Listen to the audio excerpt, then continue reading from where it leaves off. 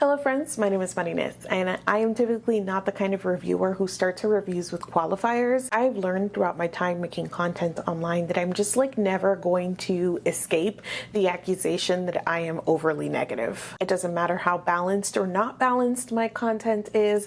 It doesn't matter the tone that I approach my content with. It doesn't matter if I'm approaching with humor or trying to educate. It doesn't matter how detailed my reviews are and if I come with examples. It does not matter at all what I do about my content. For some people, just because I am expressing critical opinions about media and I'm doing so decidedly, I am an opinionated person, that is enough to cement me in their minds as a negative person, somebody who has too much negative content, and fighting that is impossible. So I don't like giving qualifiers. I think everybody should know that reviews are subjective, and the "to me" is implied in everything that I say within my review, and I just jump into it.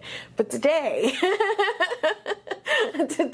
review requires a little bit of a story, I think, and then the review itself. As always, I will clearly mark timestamps on everything, so that way you can skip around if you don't want to hear the story, just want to hear the review, or whatever else it might be. I will mark everything up for you. Pugging Around by Emily Rath is an adult romance book that gained some traction over on TikTok. I had been hearing about it a pretty good amount, so I was curious, just apart from content, just for myself, to try it for myself.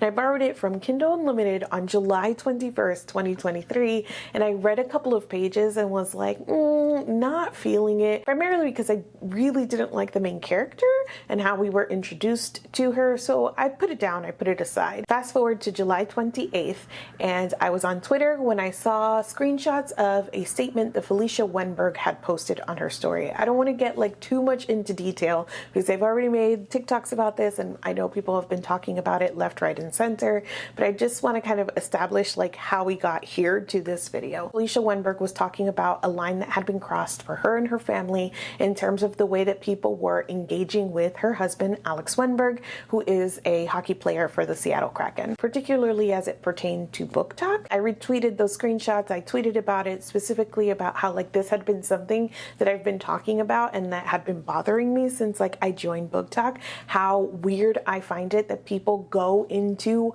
unsuspecting other people's spaces to sexualize them and to tie them to fictional content. And I get you remind me of this character, but romance BookTok was taking it to another level of really involving these real people into their sexual fantasies. And I talked about this before of how I hate seeing this. So in addition to tweeting about it, I made a video that basically said that, but I made that video sort of without context. The discourse was spreading on TikTok at that point, but not really. Lots of people were still wait, what's going on? So I made a rundown video. I have made these videos in the past where I just try and gather all the threads of discourse and be here's what happened, and present it. So I did that with the situation with the Wenbergs, the Kraken, and Kiera Lewis. As I was preparing to make this, I went to Kiera Lewis's page to really pin down a timeline of what happened. The timeline piece of it was important for me to pin down because there was such an emphasis on the timeline here. Why did the Wenbergs wait to speak up? The video that was screenshot in Felicia Wenberg's statement was from 4 months ago, according to Kiera, and she's I haven't even made a video about this in 4 months. So the timeline was in question. So I was okay, where did this all start? So I scrolled all the way back and pinpointed the beginning of the whole Kiera Lewis Seattle Kraken thing to her reading of Pugging Around by Emily Rath. So we got reactions of Kiera Lewis reading this book immediately after a video about the hottest men in hockey. Then from there, her talking about how she was newly obsessed with the Seattle Kraken because there were multiple of the players that she found very attractive, and then on from there. So in my video, I made that timeline right of pugging around to hot hockey men to obsession with the Seattle Kraken to sexual harassment and on. I'm not saying I'm the only one who made it, but I made it. it, or enough people made it, that Emily Rath got involved in this as well, or she was being tagged, or she was like hearing her name, and so she made some additional statements. In a lot of her early statements, including the one that she gave to ESPN, there was a lot of distancing going on, where she talks about how like BookTok is a hashtag that has been used by a billion users, so sort of putting all of BookTok in there and talking about BookTok harassing Alex Wenberg was not correct. It's not even about hockey romance readers either, because 99% of them are just normal people that have found a love for a game and a community.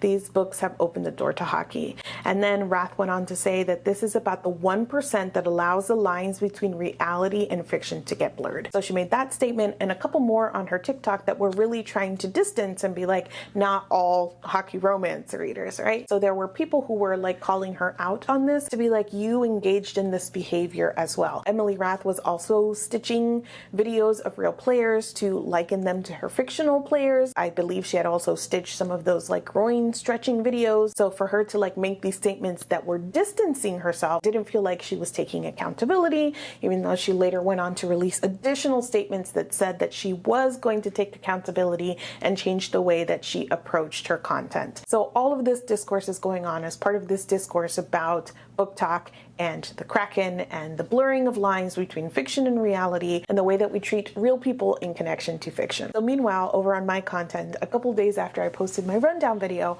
I started to get some comments that were like, how does Emily Rath fit in this? Like, why are people mad at Emily? What's going on with Emily? And of course, like, have you read Pucking Around? People ask me if I've read certain books all the time, especially if it's a book that's super popular or being talked about. So I was like, okay, maybe I should go back and try to finish reading this book so I can do a review of the book. But the book is a contemporary romance that is 750 pages long, so it's kind of dragging my heels. If you watch my most recent video about like the top 40 Goodreads, I talked about the first 5 on that list, and I talked about like how I got the idea for content and then was immediately like, oh, do I want to do this? But like the content idea stayed with me long enough that I was like, I think I do want to do this. I felt similarly about this, where I was like, oh duh, it would make sense to read this book and do a review because people are asking me about it, but also it's like really popular and I'm sure people want to know like, you know, what's going on in this book. So I had the content idea, and then as I was scrolling on TikTok,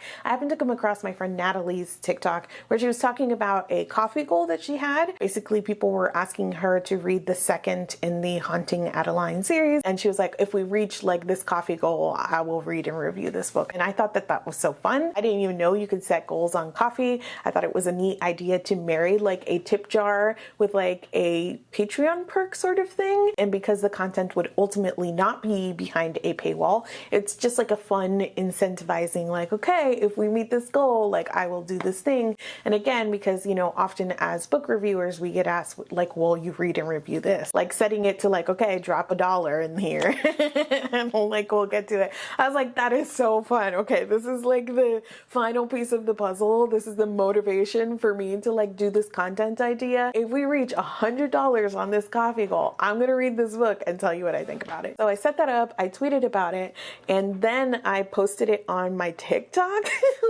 Oh man. I put a little screenshot of my coffee goal and I said, Pucking Around will be my next snarky read if I reach 100%. I'll probably also have feelings about Emily Rath's 87 statements after the hockey BookTok blow up. You know, I didn't I didn't think you know, that would be controversial at all. Even reading this back, I'm like, okay, yes, if I reach 100%, my next snarky read will be Pucking Around. And then also, after having read the book, I'm sure I will have feelings about all of Emily Rath's statements, right? Because of the context of having now read her content and been familiarized with her content enough to have feelings about like the things that she was saying in all of this. Like, I see my intention there. For the first 10 hours that this was up, like nobody cared, nothing happened. But all of a sudden, I got a handful of comments that came in one after the other that were using really similar language to talk about how I was bullying and targeting the author and how disappointed they were in me that I was like monetizing this content in just a really, really strange way, particularly because like I hadn't even said anything. I hadn't said anything about the book or the statements yet. I did say it would be a snarky read or whatnot. So, you know, people took the word snarky and they were like, "You're so mean." And like, again, the content did not even come out yet, but you know, it was absolutely disgusting behavior. I was raising money to bully Emily for discussing something she's implicated in. People were outraged how I can in good conscience ask for money to do this. Seems unethical to request funding for my hate train. If you wanted to genuinely review this book, you wouldn't be asking money for it to be snarky. It's such bad faith to try to capitalize on the drama. Why are you targeting an author for doing something she loves for money? If you're a book talker, spread love, not hate. You know, as I responded, I was like, whoa, I haven't even posted anything. How can I be bullying if I haven't said anything? Also, a review is not bullying. It doesn't matter if I hate the book. If I talk about the book, it is not bullying. And then I did say that separately, I probably would also have feelings about the public statements that Emily Rath put out. But like the leap from like, wow, this is bullying and harassment and targeted because you are reading something that is publicly published and that was publicly said was a little bit like much for me. Then people started sliding into my DMs to tell me how disappointed that they were in me. Then came all of this argument about how like I shouldn't be asking for money for this, particularly because I monetize my YouTube videos and I still ask for more money. There was this weird sentiment that like, oh, well, you get money from like AdSense, so you shouldn't, that's enough. 1 to 2 revenue streams only. So if you have like a Patreon and you monetize YouTube, like that's enough.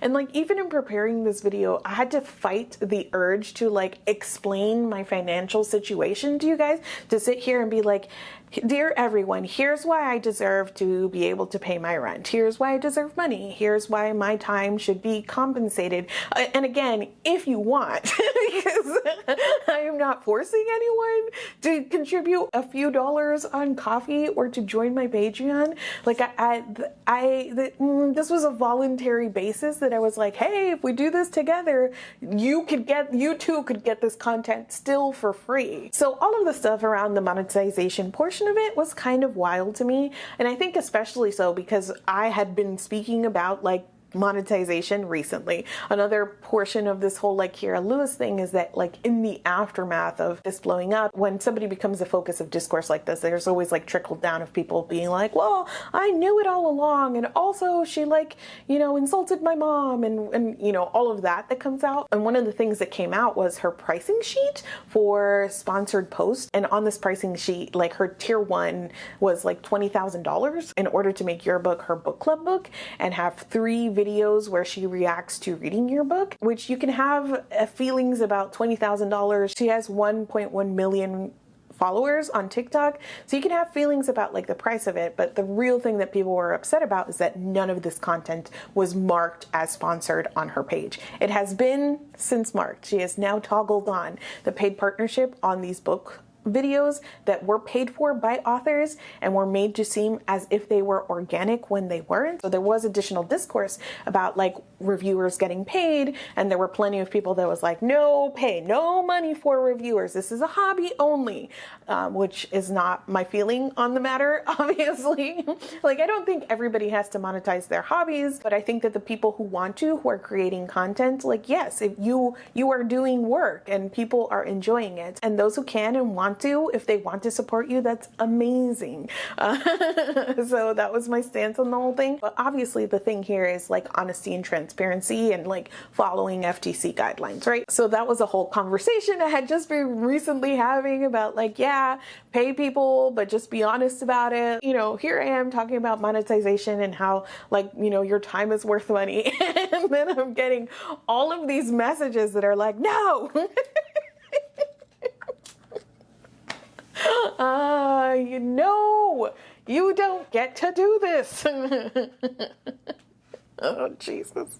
But, you know, at that point I reached my goal, so I was going to read and review this anyway. So here, that's how we got here to pucking around. Here's how I want to summarize this, and what I want to say before I get into my actual review is that you don't have to like my content. And I know so many of you who do comment do and are so supportive and are so wonderful. So this isn't me like fishing for compliments, because it's a few people who come into my content to like harass me about how they don't like my content that like sours the experience. But again, I know that people appreciate my content, and I'm so grateful and so thankful for that. But not everybody has to like it. I will not be everybody's cup of tea. You can believe that everybody else in the world can read popular books, but not me, because I'm critical. You know, I have to stay away from popular books. I can't be curious about popular books, because if I don't like them, then that makes me negative, or whatever else that you tell yourself to justify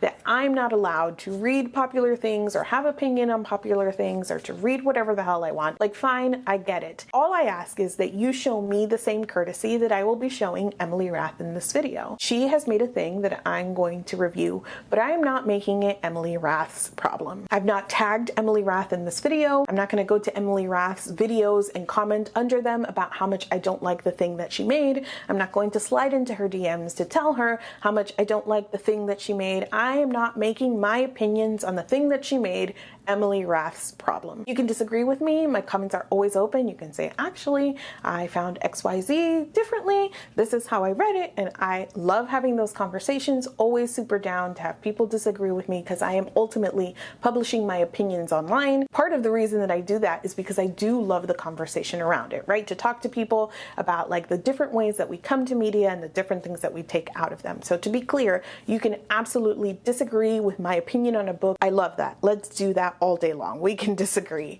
However, if you are coming to give me a review of my own content because you don't like it, I'm asking you to consider not doing that, and to extend to me the same consideration that I extend to all of the authors that I review. The vast majority of my content, except for the stuff that I put up for my patrons on Patreon, will remain free, is not behind a paywall. These are things that I voluntarily put up on the internet for people to enjoy. And yes, sometimes I say, hey, if you want to support this content, if you are able to, if you get enjoyment out of supporting the content or the media or the whatever that you enjoy, here are multiple ways to do so. You can watch this video with the ads on. You can join my Patreon. You can send a few dollars to coffee. You thinking that that's like one too many revenue streams is also like not my problem, especially because you don't have to send the money. You just don't. You don't have to do it. I'm not forcing anybody. And the fact that I put the goal as like a snarky read of a book, if like that bothers you because of whatever nicety politics or respectability politics or anything along those lines, you think we should only be kind to books that don't have feelings or whatever else, that's just not how I view and how I approach media. Snarky to me is sarcastic and irreverent, and humor is often the vehicle through which I am trying to deliver like commentary on media. You don't have to think I'm funny, but you also don't get to police the tone with which I do the work that I do. I'm very, very happy for anybody who has read and enjoyed and loved Emily Rath's content. You can keep doing that. My review of this book is not going to steal that experience from you or your joy. And if it is in danger of somehow stealing your joy over this book, you absolutely do not have to keep watching it. For the record, Emily Rath did reach out to me in some of my stories where I was getting this like influx of comments that all came at the same time. I was like, oh my God. I was replying back and being like, oh my God, where was this story posted? Like, what fan club was this posted in? Did Emily send you here? Like, what is going on? A few Emily Rath fans did like respond to me. It was like, Emily would never, like she would never send people after you. And then I didn't know this at the time, but Emily Rath follows me on TikTok. So she saw my story and she reached out to me and she was like, I absolutely did not send anybody your way to harass you. In fact, like the entire week she had been dealing with her fans, going forth and defending her honor and also spreading rumors about her books being pulled in bookstores, which is not true and like could be very hurtful to her reputation, and like a bunch of things of like readers with parasocial relationships, these are my words, not Emily's words, readers with parasocial relationship to this author feeling like they needed to defend her honor, and that was now being extended to attacking reviewers. But I hadn't even given the review at that point, and just expressed an intention of reading this maybe if I reached a goal.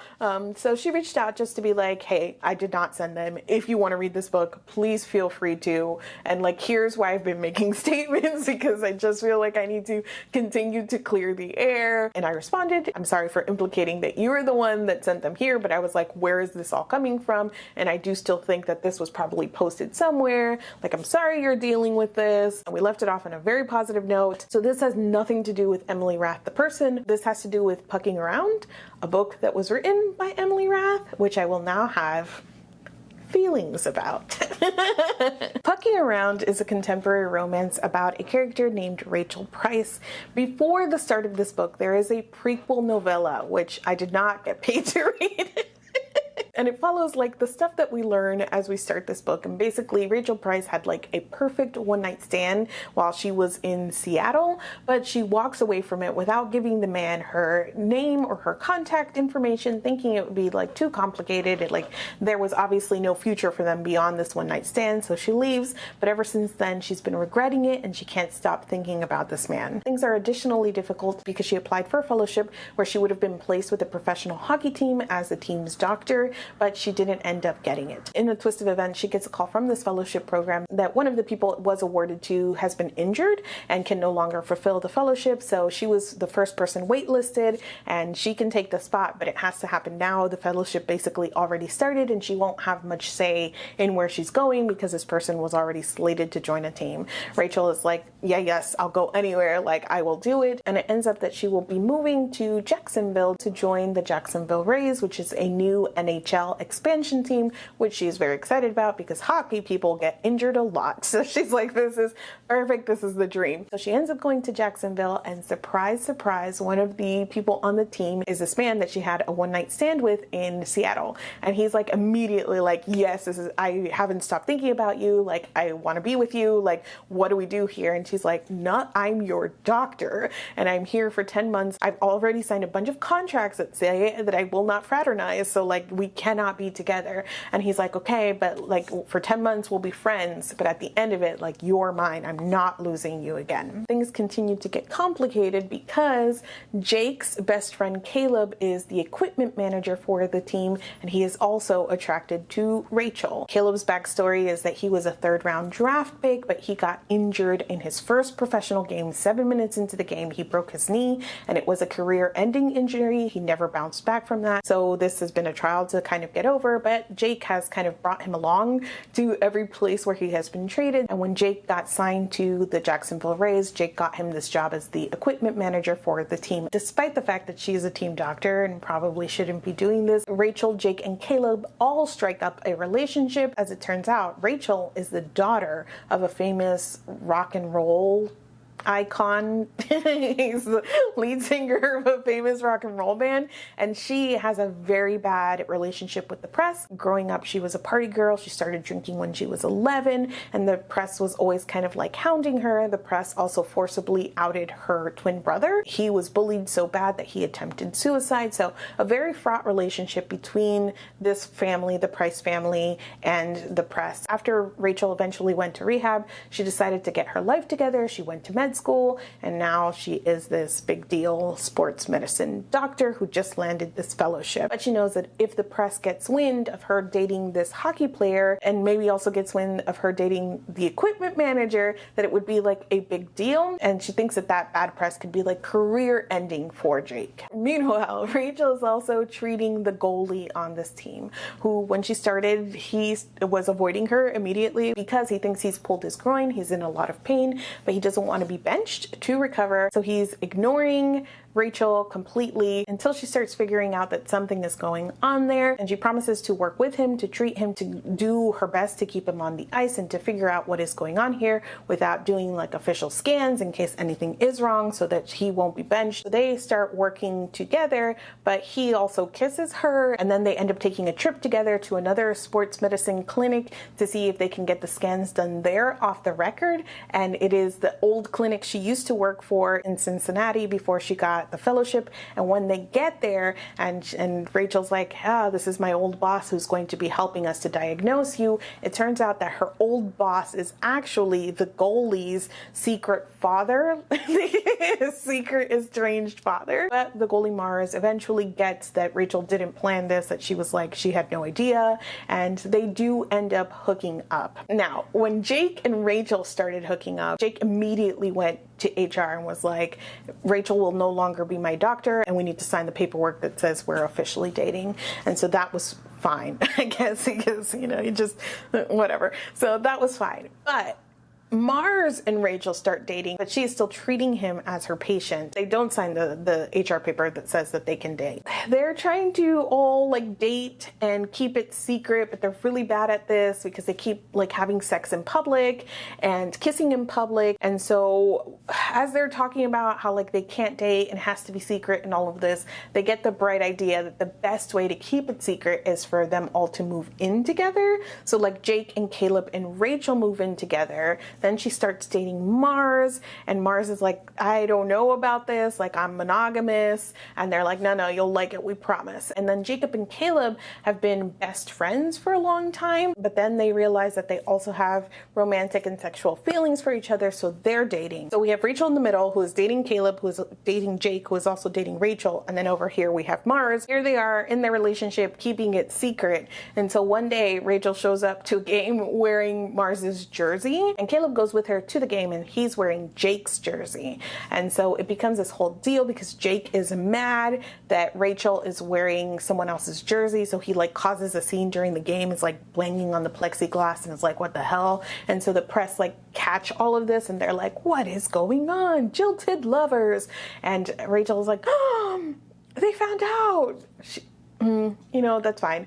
And then Jacob and Caleb have sex, like after the game, like in one of the medical rooms or something, and they get caught, because they keep having sex in public. So then like now the team knows that Jacob and Caleb are together, and they know that something might be happening between Rachel and Mars, but also Rachel and Caleb, but also Rachel and Jake. And so the coach like brings them all in, is like, what the hell? And so they're like, okay, here's what's going on. Nobody's a jilted lover. We're just all dating, right? We're in this polycule. The coach is like, okay, I'm happy for you all, but also that's the team doctor and she's been sleeping with patients, so she's fired.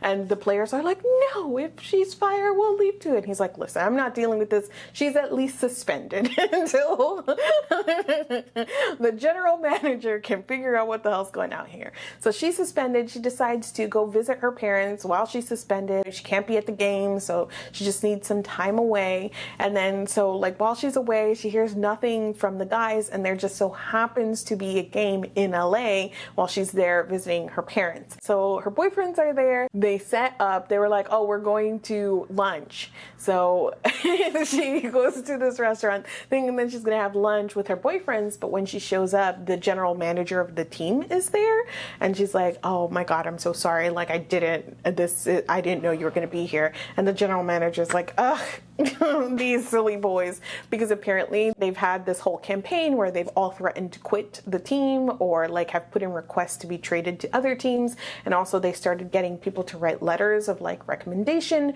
from like other patients that Rachel has had. And they even got like the janitor, because apparently Rachel bought him a moped. Like we saw nothing of this, no interactions of any of this, but we learned that Rachel has been out there like making everybody's lives better, buying mopeds for the janitor. So the general manager is like, like, what am I supposed to do here? And Rachel gives an impassioned speech about why she should keep her job. And it involves her saying that she's a double cancer. And so she's like really emotional. And so maybe they shouldn't have let her go to medical school, but she did go to medical school. So now she's a double cancer doctor. And what is she supposed to do? Because she just cares so much. And if it's wrong to care about your patients so much, and yes, she fell in love with them, and yes, she had sex with him while she was still treating him, like, if that's wrong, then fine, she's wrong, but she just can't help herself. She's a double cancer and she cares so much. And the general manager is like, wow, and he gives her job back. Then he's like, better get to the game. And they take her to this game and they're like, surprise, because when she gets there, everybody's wearing like Price jerseys and they're holding these signs that say love is love and Price is love and things along those lines. And she's like, what's going on? And they tell her, honey,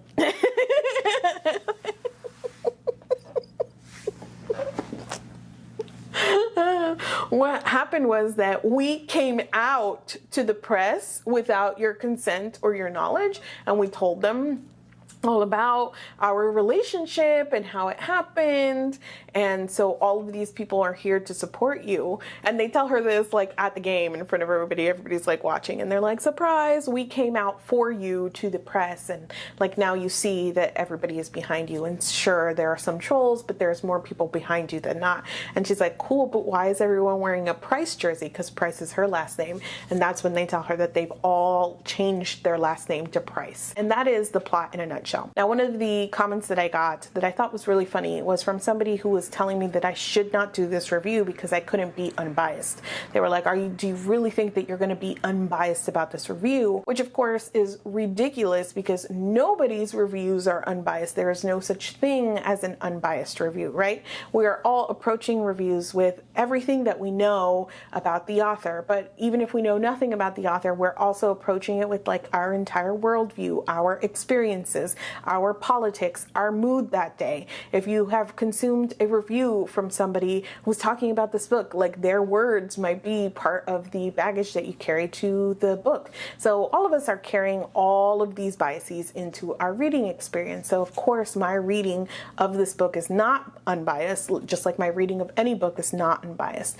But I will say that if like all of this like stuff that led up to this review like pushed me in a direction, I promise you that what I really wanted to happen here was for this to be a 3-star read for me. I genuinely was like so tired like in the day that this all happened that I was just like, I just want to freaking read this book. I want it to be a 3-star review so I can just go whatever, it was fine. You guys were like blowing this up about nothing, and then I could just like carry on in my happy way and continue with my TBR, right? Like that's what I was hoping. And for the first 170 pages of this, I was like, okay, maybe like 3 stars might be a little generous, like maybe 2.5, 3 stars in that range. But I was like, no, this will be fine.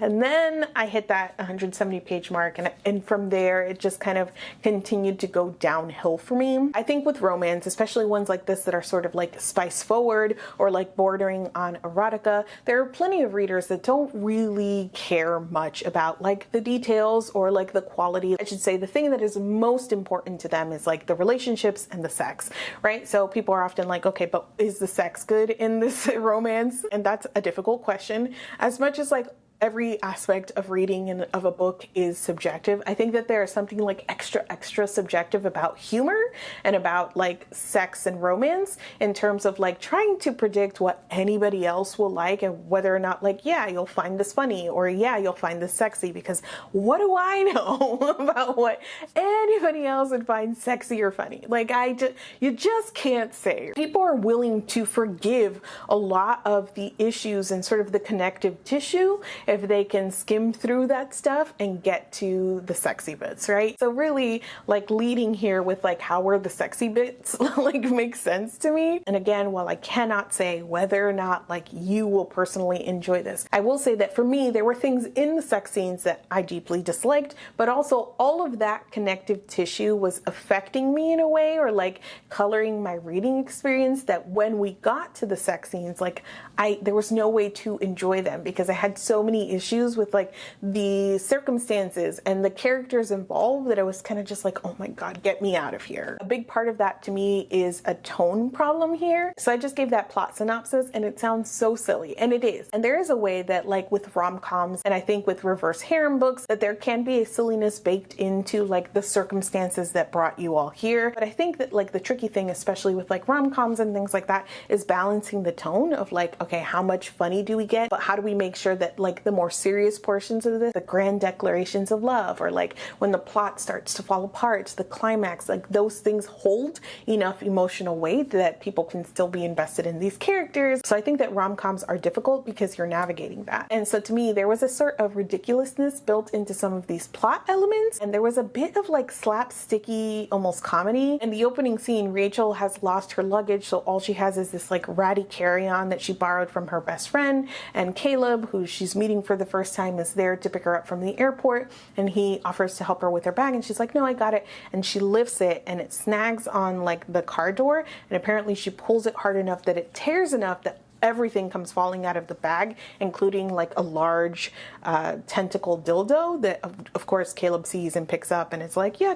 Like, so it's like a slapsticky type of humor, and that continues. She gets locked out on her balcony and she has to climb over to the other balcony, and like she's always like flashing people accidentally, or like people are grabbing her tits or her crotch. It's like this very physical humor, these absurd sorts of circumstances that she finds herself in.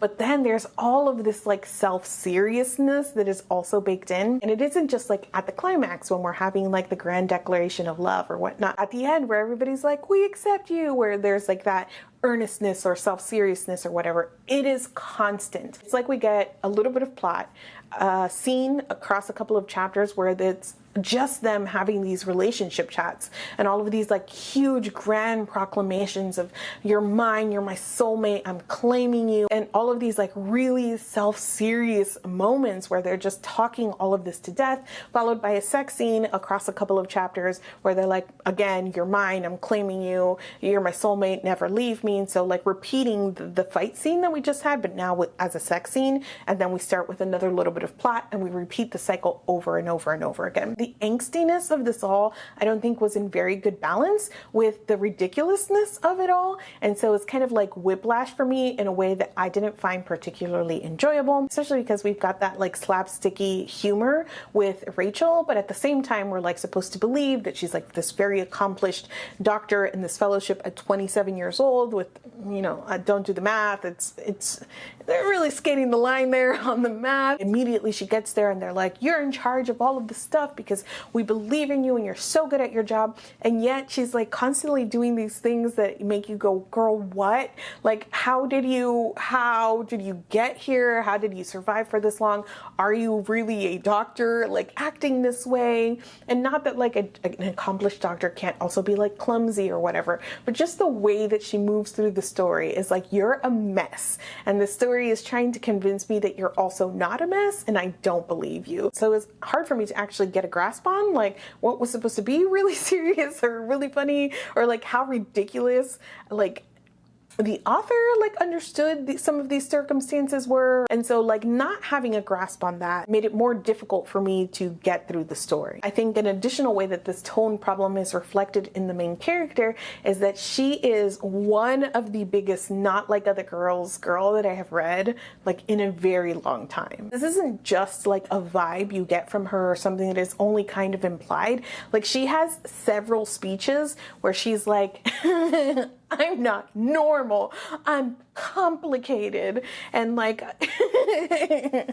I don't want what everybody else wants. I don't want the white picket fence and the 2.5 children. Like I want to be different, and it happens multiple times, and each time I wanted to like stab myself a little bit in the eye and refund every single one of those $100. And the things that she thinks makes her so different than all of the other girls are so incredibly wild to me. And they also feel like very cringy millennial. Even just saying like, I don't want 2.5 children is such a like an outdated, like weird thing to say. But also she's like, I'm not like the other girls. I curse. And I have a septum ring. And I'm like, how old are you? I really did not like her. I did not like her energy at all. And the misogyny that is inherent to not like other girls narratives is also really, really apparent in the way that Rachel is constantly compared to puck bunnies. The like role and existence of puck bunnies in hockey romance is such a freaking problem to me. And the whole idea is that there is this group of girls who just want to get with the hockey players because they're hockey players and because they're rich and they're just using them for sex. And like the emphasis is, of course, that our main character is not like the other puck bunnies. Like those puck bunnies just want to get into relationships with hockey players, but not our main character. She just wants to get into a relationship with hockey players, but not like the other girls. And these comparisons come not only from Rachel, but from the guys around her. At one point they're going clubbing and Rachel walks out in like a sexy jumpsuit with no back and it's got like a deep V. And one of the guys is looking at her and is like, oh my God, she's so sexy. She looks so hot, but she's still wearing more fabric than most of the other puck bunnies own. And I'm like, why is this happening right now? One of the big scenes that sort of cements that this is going to be like a polyamorous relationship is that like Jake and Rachel are at the club and they're dancing on the dance floor and like one of the other teammates is like, hey, Caleb's ex is here. And this is an ex who dumped him after his career ending injury. And she's like a puck bunny. So they like go to run to his rescue and Rachel's like, I got it. And she goes and sits on his lap and pretends to be his girlfriend. Very tropey, like, you know, romance thing. And there's this moment where she's insulting this other woman who, you know, is his ex, dumped him. Like, I totally get it. But it's on this basis of like her being a puck bunny, right? And so she's insulting her or whatever. Fine. But the girl leaves. But then there's all this praise from the guys who are like, Rachel, oh my God. Oh, she's not like other girls. They don't say that. But somebody did actually say, this is better than Animal Planet. And so like, that's also the tone thing for me, where it's like, obviously like this is written banter where I think we're supposed to find this funny, but like, how funny how like as is like the misogyny built into all of this like recognized, because every time freaking puck bunny was mentioned, which this is the only time that we ever see a supposed puck bunny, they're just this constant presence that's mentioned of like, well, not like the puck bunnies because those girls are bad, but Rachel. Also, like, Rachel's a doctor who's sleeping with her patients, mind you, but it's like not a puck bunny, a doctor. God, it drove me absolutely batty. Rachel's motivations are so incredibly muddled throughout. Like, she tells us in so many words that she's like prioritizing her career and this means everything to her, but with her actions, it's like, I don't know, she constantly forgets this is a thing. Every couple of chapters, she remembers that she wants to keep this relationship private because she doesn't want the press and she doesn't want her career to be harmed by this at all, the fact that she's sleeping with her patients. But then like they're like just kissing in places all the time and having sex in places all the time. So that muddling of motivation, I think, just like was an additional layer where I could not stand this character at all. Jake is supposed to be the boyfriend in all of this that captures like the loyal golden retriever energy. He's very upbeat. He's always texting her and whatnot. But oftentimes that characterization came across to me as very like childlike. He was very almost infantilized in places. Like I kept having to remind myself that this was a 26-year-old man and not like an 18-year-old man. So that was a little weird. But the thing about Jake and Caleb specifically that super bothered me was their own relationships with their queerness. And now I want to put another qualifier and disclaimer here that I am not at all saying that this is like bad representation or that this representation meant something to you that you are wrong. This can absolutely be something that you felt connected to, that you saw yourself reflected in, or things like that. I'm just talking about my own experience with it, and I'm fully acknowledged that I'm speaking about this not not through the lens of authenticity. I'm looking at this through another angle in terms of like reading experience and what this said about characterization. Jake and Caleb have been best friends for a long time, and all of the team jokes that they're domestic life partners because they're always together. Now, Caleb is queer. After his career-ending injury, he was able to like really come out, and he pretty much knows that he's in love with his straight best friend Jake. Now, when Rachel comes into the picture and they start dating her, they're often in sexual situations altogether, which starts to open the door for Jake to realize that he is also sexually attracted to Caleb, and then that leads to more realizations about them not only loving each other as best friends, but being in love with each other. The thing is that Jake and Caleb both have like these very valid feelings about like labels, trying to label what they are when they don't feel that those labels serve them. And they also have these valid feelings about like being new to this and being introduced to their own ideas of their identity and their sexuality in the middle of trying to navigate a relationship, right? Like, I'm coming to terms with the fact that I may be bisexual, but also to terms with the fact that I'm falling in love with these two specific people. My personal problem is not with any of that, but often with the language that is used to explore these feelings. How this is expressed to the reader is often a little strange in ways that remain unchallenged. Even through the end, when we get to the end, even as Jake kind of accepts some labels for himself, he's like, okay, this is what I am or whatnot. It is not in any way that goes back and challenges the sort of homophobic ideas that he had in the beginning, and especially some of the biphobic ideas that he had in the beginning. He has this idea that he's not gay, and he finds men kind of repulsive, honestly. He thinks about how thinking about other men's like genitalia makes him want to vomit, except for he's gay for Caleb. He's gay for Caleb is like the narrative here. And so again, every time he thinks about how repulsive it is to him to like think of men, you know, it comes across with all of these ideas of like, calm down, my guy. And then there are other things again that I'm like, is this supposed to be funny, or is it just like kind of problematic? Where Jake talks about when Caleb first came out, that he was like, oh, he changed his behavior, implying that he was being homophobic before, and that he even put a sticker on his water bottle that he takes to the gym that said ally. And then he ends that thought with like, I want to be on the right side of history. And so the idea that he was previously being homophobic, but he stopped and put an ally sticker on his water bottle because he wants to be on the right side of history is like, is this a joke?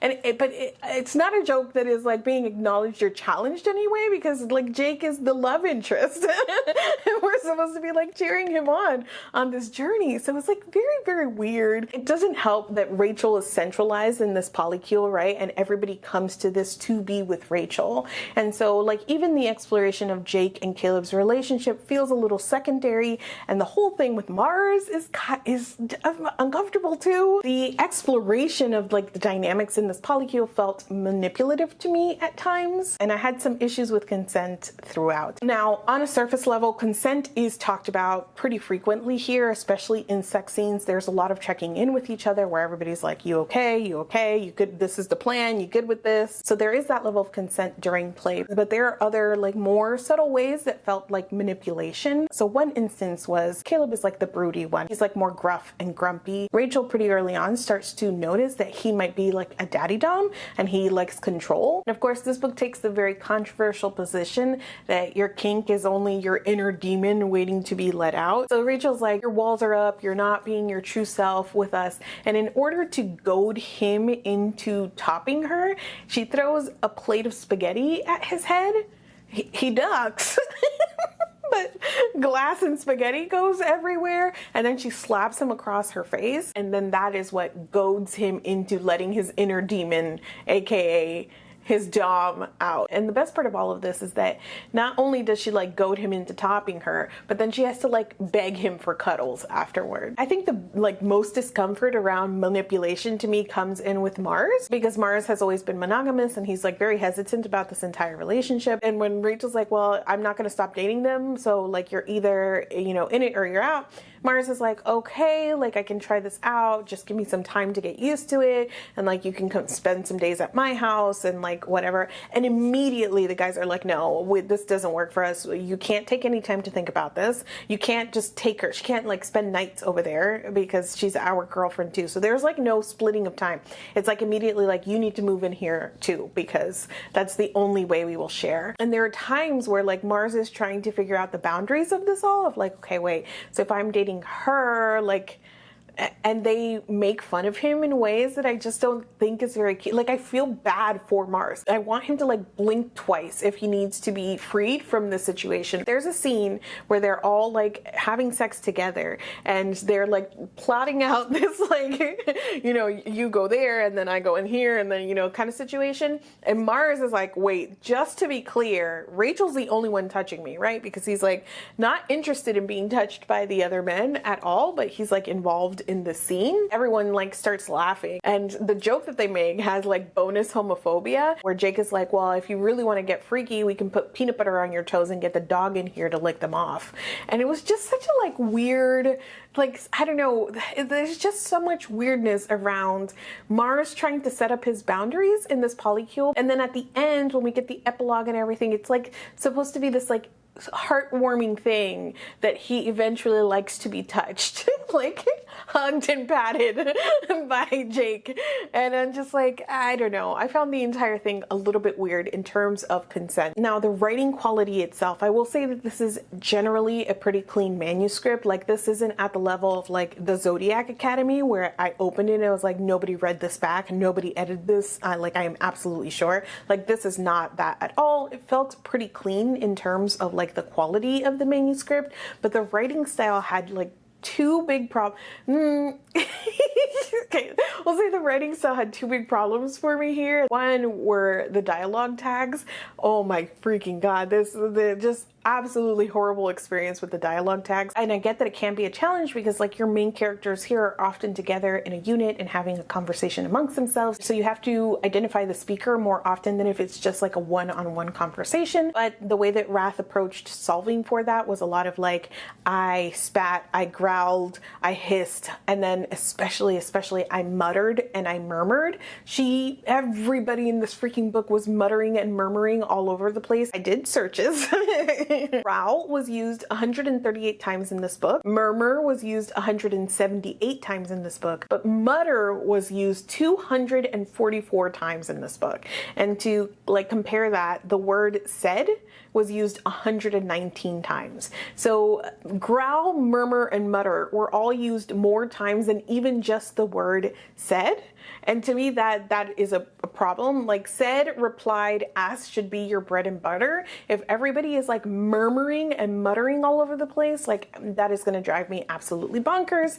And it did. And the second problem I have is that this often felt a little like millennial feeling to me. Like there was elements of millennial cringe in here that took me out of the story. These are cuspers, I would say. I guess they're like 26 and 27, so some of that could be accounted for with that. But generally, I just felt like the tone of that they were speaking and the language, whatever, didn't really speak to like young people to me. There were ways, especially that Rachel would talk in like terms that she would use. I already talked about like the 2.5 children, but she said something about being like one cool customer and like things like that I was just like, oh honey, please stop. And the way that she was like, I'm different, I curse, like all of that just felt like very like writing young people from a more like elder millennial sort of point of view, or even older than that, because I'm an elder millennial and I was reading this like, no, please stop. I really love the tone and like the way that there was a little bit of inconsistency here in terms of how the characters were portrayed in their ages. I absolutely do not think that this earned its 750 pages. It is absolutely ridiculous that this thing is 750 pages, especially because it is so repetitive in that like relationship chats thing that happen. I keep saying this and I really want to capture to you guys like what I mean when I'm talking about this, because I feel like you could say about any romance book that this was a series of like conversations about the relationship. That like that could be true about pretty much any romance book, but this is the first time that I was reading something and I felt that I like just really felt like this entire thing was just going to be people having the same conversations about the relationship over and over again in like similar language. It felt so repetitive. We weren't like going anywhere. It's just like spinning our wheels in terms of these like huge angsty feelings they were having about the relationship. But again, it wasn't propelling us anywhere, and I would look down and I would still have 500 pages to go. I could just feel like deep despair about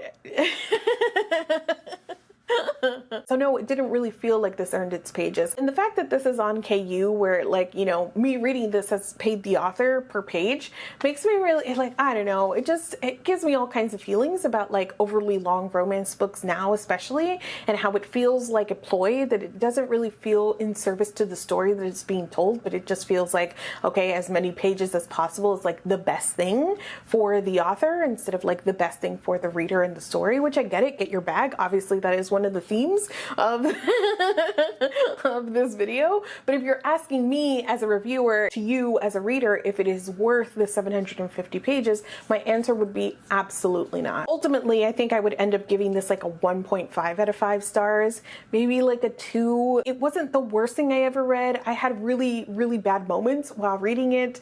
I probably would not have finished it if not for the content, so it would have been a DNF, which leans me more towards that 1.5, to be honest. I kind of get like the brand of like white girl, not like other girls. All of these really handsome hockey men fall for her and like send to her, and sex everywhere that like would be appealing. I get it in that respect. I just really didn't enjoy it. And if you are at all a reader who feels like you have similar taste to me, I also just cannot recommend it, especially at 750 pages. I know that was just the last point I made, but it's like worth repeating that this is like an entire slog. For me, it would be a no. For you, but only because I love you. If you have read or would like to read Pucking Around, let's chat in the comments. Thank you so much for watching this video. All of the ways to support me are always in the description, and I appreciate you guys being here. I will see you guys soon.